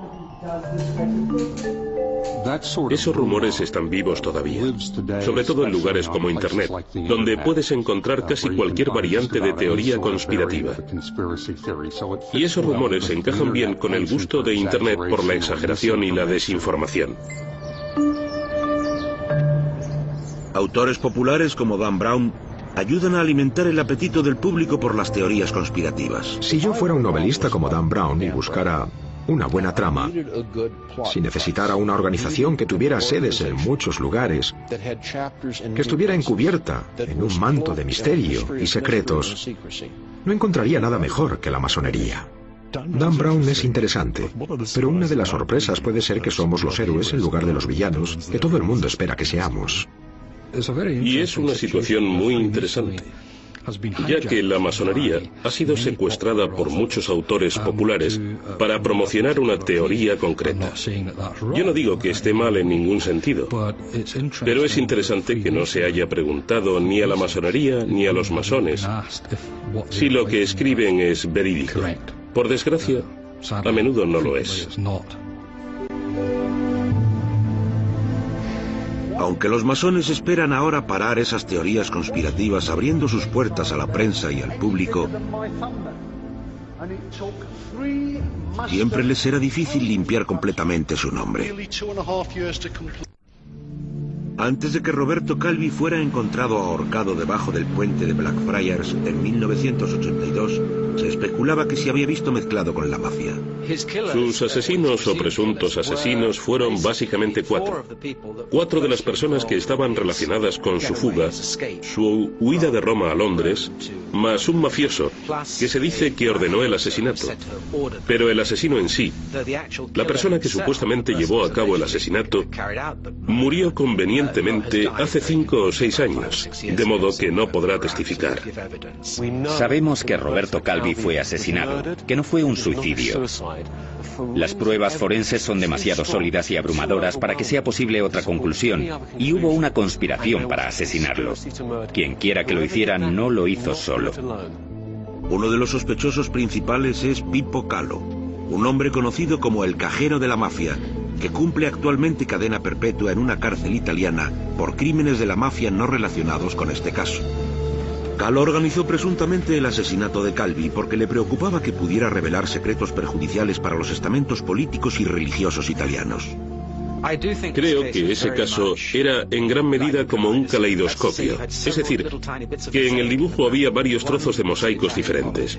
Uno era la política italiana, otro el Vaticano, otro la mafia, otro la masonería. Podíamos agitar esos mosaicos y cada vez formarían un dibujo diferente. Por eso digo que era como un caleidoscopio, y lo era de verdad, y sigue siéndolo hasta el día de hoy. Va más allá de todo lo que Hollywood pudiera soñar. Tenemos una logia masónica, tenemos el Vaticano, tenemos un gran escándalo financiero y de blanqueo de dinero, y en el corazón de todo eso tenemos la muerte de Roberto Calvi. Muchos argumentos e historias de suspense terminarían con la muerte de Roberto Calvi, pero en esta historia eso es solo el comienzo de una investigación sorprendente que se extiende a lo largo de décadas y que intenta probar que ese hombre no se suicidó, sino que fue asesinado e intenta revelar el alcance del gran escándalo y de la conspiración relacionados con la muerte de Roberto Calvi. El juicio de Calvi sigue siendo un caso abierto. Y en cuanto a los masones, la mayor sorpresa de todas puede ser que son poco más que una banda de hermanos, una sociedad de filántropos caritativos. Te hace crecer. Crecer en responsabilidad y en tu fe, en tu hermano hombre, y ayudaros unos a otros. Coge hombres buenos y los hace mejores. Y eso es lo que hay. ¿Vamos a comprender por fin lo que son los masones? Hace unos años, cuando empezamos a preocuparnos de darnos a conocer a la comunidad, intentamos buscar un lema perfecto que explicara lo que era la masonería. Pero creo que uno de los mejores, aunque a veces suene un poco cursi, es el de que la masonería coge hombres buenos y los hace mejores. Otro factor, mi preferido, es un sistema peculiar de ética, y por peculiar me refiero a extraño, especial. Un sistema peculiar de ética que se expresa en alegorías y está ilustrado por símbolos, de los cuales tenemos muchos. Si usted busca un sistema ético que lo guíe, ¿puede competir la masonería en un mundo donde hay más de 270 grupos religiosos conocidos y un número creciente de nuevas fees como el jediismo? Pero eso no explica tampoco el secretismo. Yo creo que la idea de una sociedad secreta, aunque comprensible en el contexto de la Edad Media y la Inquisición, no me parece que hoy en día haya necesidad de ese secreto. Después de todo, ya no quemamos a la gente en la hoguera, y creo que todo debería estar sobre la mesa y que deberíamos discutir las cosas de un modo inteligente. Ninguna obra de relaciones públicas puede contrarrestar esa sensación de que son una organización secreta. Y para mucha gente, si vemos un espacio en blanco en un mapa, imaginamos todo tipo de monstruos, de demonios, de miedos y paranoias. Y la gente seguirá proyectando todo eso porque en el corazón de la masonería quedan secretos que no se revelan al público en general. La gente siempre va a creer lo que quiera creer. Y, por desgracia, las teorías conspirativas tienen una gran inmunidad frente a la verdad. Podemos señalar lo absurdo de ellas, podemos presentar pruebas en contra. Pero la gente a menudo querrá creer en esa teoría conspirativa, y eso es una pena. Las pruebas señalan a un club que da a sus miembros, quienes quiera que sean, la oportunidad de embarcarse en una serie única de clases de automejora. La masonería es un poco como el Hotel California. Puedes irte cuando quieras, pero nunca puedes marcharte. Es decir, puedes dejar de ser miembro, dejar de pagar cuotas y de asistir a reuniones, pero los cambios que se han producido en ti como ser humano a través del proceso de iniciación, eso no se puede deshacer. Seas hombre o mujer, estés en mi orden, en la corriente principal de la masonería o en alguna otra orden, esos cambios no se pueden deshacer. Es increíble que haya habido un intento por crear una sociedad que se autoperpetúe, que haya funcionado tan bien. La verdad es que, a pesar de las teorías de conspiraciones de altos vuelos que se achacan a la masonería, su nombre merece limpiarse. La pregunta para el futuro es si la nueva tendencia de la organización a mostrarse abierta hará desaparecer de una vez por todas las teorías conspirativas.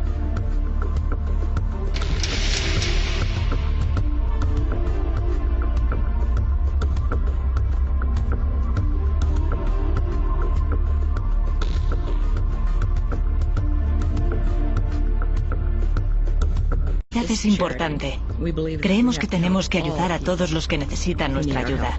Todos los masones juran ayudar a cualquiera que les pida ayuda.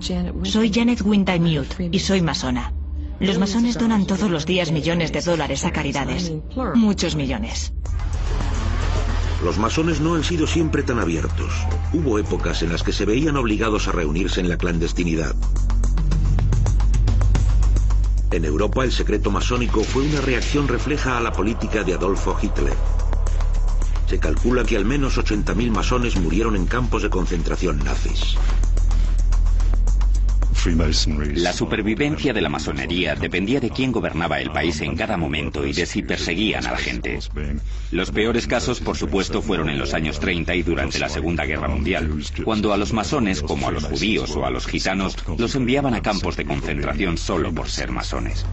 Esta película norteamericana de propaganda muestra una campaña antimasónica en la Alemania nazi. Y también están los masones. En Alemania no hay sitio para sociedades secretas. Solo puede haber una sociedad y es el partido nazi. Hitler afirmaba que los masones se habían compinchado con los judíos para controlar la economía, la política y la prensa europeas. Cuando llegó al poder, Hitler destruyó todas las logias alemanas y adoptó abiertamente una política de exterminación de los masones.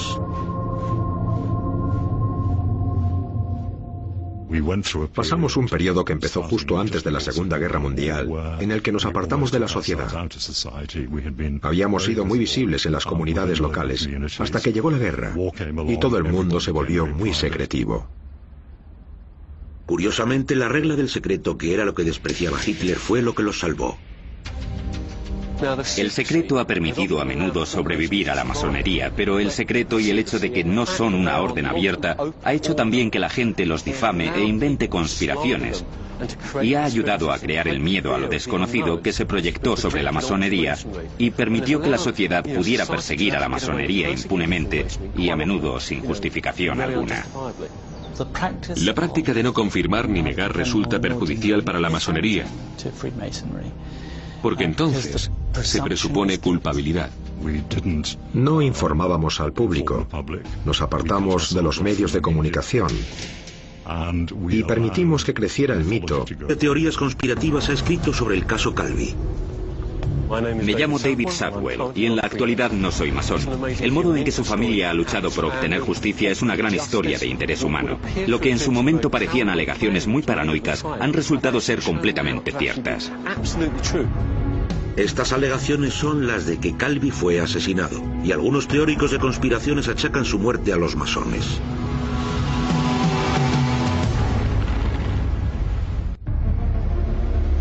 Todos los días vemos los signos y símbolos masónicos sin ser conscientes de ello. La masonería es la sociedad secreta más grande del mundo, posiblemente de la historia del mundo. Millones de miembros por todo el planeta. Hay quien remonta las raíces de la masonería a los caballeros templarios en el siglo XII. Otros sostienen que la masonería moderna empezó en Londres en 1717, cuando James Anderson publicó el Libro de las Constituciones.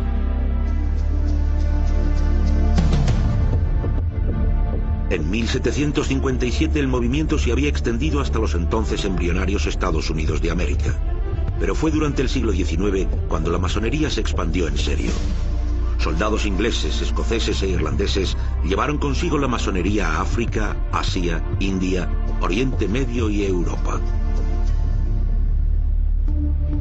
A medida que se extendía la red, se convertía en una organización famosa por donar grandes sumas de dinero a caridades de todo el mundo. Un valor ese que los masones tienen todavía en alta estima. Ian Markham es profesor de teología y ética en el seminario Hartford, en Estados Unidos. Me llamo Ian Markham y no soy masón. Tenemos por una parte toda la filantropía y la participación cívica y el hecho de que muchos masones son personas muy simpáticas que juegan al golf y son muy respetables. Si entra usted en cualquier logia y pregunta a sus miembros qué es lo que hacen, la respuesta es muy tranquilizadora. Soy John Hamill y soy masón. Lo que intentamos hacer es descubrir lo que tenemos en común y cómo podemos desarrollar eso por el bien de la comunidad en su conjunto. Hacemos mucho trabajo de caridad, pero no solo dinero, también damos tiempo y talento. Los valores de la vida masónica se basan en 3 principios importantes: amor fraternal, verdad y caridad. La caridad. El presunto asesino de un papa, Jack el Destripador y el dudoso suicidio del banquero de Dios. ¿Qué sociedad secreta sospechan los teóricos de conspiraciones que está vinculada con estos 3 sucesos sin relación aparente? Es un terreno muy fértil para las teorías conspirativas. Eso no fue un suicidio, fue un asesinato. Después de siglos de rumores, sospechas y escándalos, Esta es una visión única al interior de la masonería. Entonces muere. Aquí se revelan ideas e identidades. Me llamo Mohamed Al-Khattab y soy masón. Las mujeres nunca han estado excluidas del todo. Me llamo Curtis S. Bong. Soy masón del Príncipe Hal. Aquí se abrirán las puertas de logias de masonería de todo el mundo para que echemos un vistazo amplio a quiénes son los masones, qué hacen y cómo pueden estar relacionados con la muerte de un banquero italiano. Eso fue el intento de una logia masónica por apoderarse de un país moderno.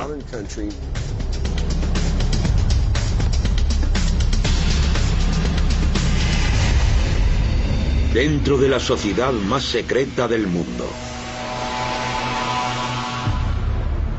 Vamos en busca de la verdad. Desde que la masonería moderna nació en Londres hace casi 3 siglos, ha sido caldo de cultivo de teorías conspirativas. Algunas son perturbadoras, otras rayan con lo absurdo. Sea lo que creía saber usted sobre los masones, está a punto de cambiar.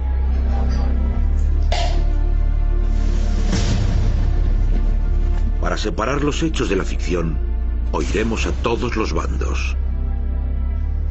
Desde escépticos como el periodista Conrad Garinger, Por una parte me gustaría que saliera a la luz y se defendiera más verbalmente, hasta el escritor David Southwell, que examina teorías conspirativas. En muchos sentidos, gran parte de los cultos que funcionan en la actualidad son en realidad hijos bastardos o nietos bastardos de la masonería. Y los masones tienen la oportunidad de defenderse en una reveladora entrevista con John Hamill, director de comunicaciones de la Gran Logia de Inglaterra. La teoría de la conspiración me resulta divertida, a pesar de que paso mucho tiempo argumentando en su contra. Mostraremos grabaciones realizadas en exclusiva en logias masónicas de todo el mundo. Y conoceremos a una muestra sorprendente de masones modernos. Soy el reverendo Todd Kazan y soy masón. Hola, soy Janet Wintermute y soy masona. Clérigos, mujeres.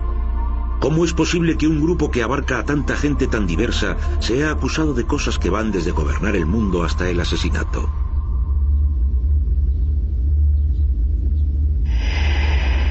El 18 de junio de 1982, el puente de Blackfriars en Londres se convirtió en el escenario de un asesinato misterioso que colocó a los masones en la línea de fuego. Un descubrimiento sombrío hecho al amanecer. El cuerpo de un caballero bien vestido hallado colgado debajo del puente. Su cartera estaba atiborrada de dinero. Llevaba un pasaporte falso y los bolsillos llenos de ladrillos. Las circunstancias, claro, fueron bastante extrañas. Soy Rupert Cornwell y no soy masón. En 1982, el periodista británico Rupert Cornwell estaba en Roma trabajando para el Financial Times. Cuando identificaron al cadáver como a Roberto Calvi, banquero italiano de 62 años, supo que se trataba de una noticia importante. Cuando descubrieron a Calvi, la reacción fue de sorpresa. No tanto porque estuviera muerto, ya que mucha gente pensaba que era probable que para entonces ya hubiera muerto, como porque las circunstancias de la muerte eran bastante increíbles. En los bolsillos llevaba mucho dinero en distintas monedas, lo que hacía pensar que estaba huyendo.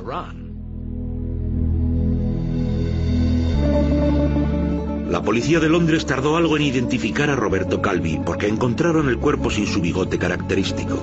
Guiándose solo por un pasaporte italiano falso, se pusieron en contacto con funcionarios de Roma. Cuando las autoridades supieron de quién se trataba, pudieron encontrar también un motivo para su posible suicidio.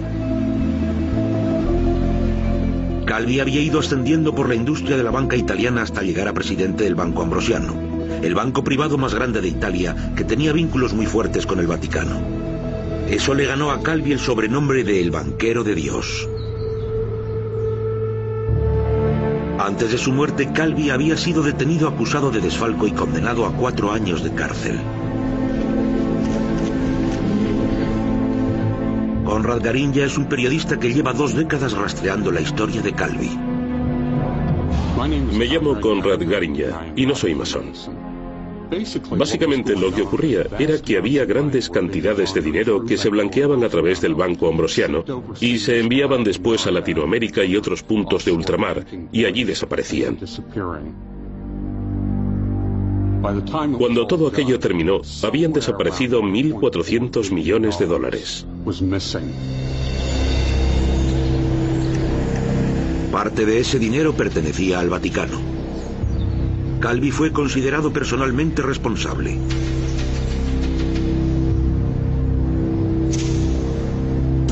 En la primavera de 1982, Rupert Conwell tuvo ocasión de conocer a Calvi muy poco antes de su muerte. Fui a su banco y me dijeron que esperara. Vi a otras personas y luego me dijeron que el presidente del banco me recibiría y me llevaron a las entrañas del banco. Estaba muy oscuro y había muchos corredores largos de mármol. Creo que todo era gris. Me llevaron a una habitación lateral que parecía casi una sala de espera, y allí, sentado detrás de un escritorio, estaba él.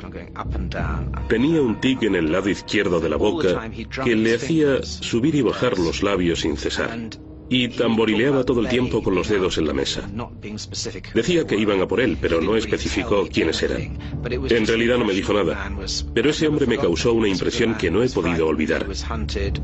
Era un hombre muy asustado, que se sentía acosado, y creo que era muy consciente de que posiblemente el fin estaba cerca.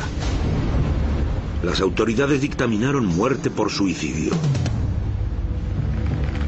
Pero su hijo Carlo, en una entrevista, habló contra la corrupción que consideraba la causa raíz de la muerte de su padre.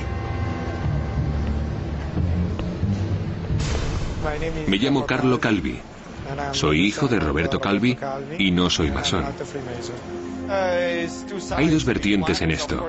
Una es, por supuesto, la personal, porque yo estaba muy unido a mi padre. Pero la otra es un asunto público, que es emblemático del papel que tienen los grupos de presión a la hora de corromper instituciones. Casi 20 años después de la muerte de Calvi podría haber pruebas nuevas que lo cambiaran todo. David Southwell, escritor de